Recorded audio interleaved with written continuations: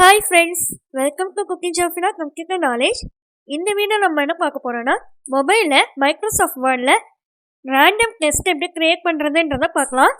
இதுக்கு நம்ம first Microsoft word app வந்து ஓபன் பண்ணிக்கிறோம். இப்போ ரைட் சைடுல டாப் கார்னர்ல இருக்கிற பிளஸ் சிம்பல் வந்து கிளிக் பண்ணிக்கோங்க. இப்போ அங்க இருக்கிற blank டாக்குமெண்ட் வந்து கிளிக் பண்ணிக்கோங்க. இப்போ இந்த குட்டி பாக்ஸ்ல காட் ஐக்கன் கிளிக் பண்ணிக்கோங்க. இப்போ நியூ டாக்குமெண்ட் ஸ்கிரீன் வந்து ஓபன் ஆயிடுச்சு.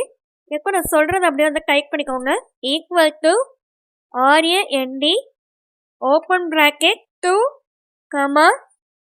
3 க்ளோஸ் bracket. இப்போ நம்ம இங்கே 2 கொடுத்துருக்கோம்ல, அது வந்து பேராகிராஃப் எத்தனை பேராகிராஃப் வேணும் அப்படின்றத மீன் பண்ணுது.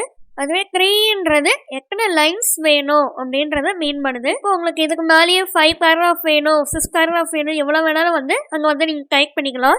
இப்போ கீபேடில் இந்த சிம்பிளை வந்து கிளிக் பண்ணிக்கலாம், நெக்ஸ்ட் லைன் சிம்பிளை. இப்போ ரேண்டம் டெஸ்ட் வந்து நமக்கு வந்து க்ரியேட் ஆகிடுச்சு.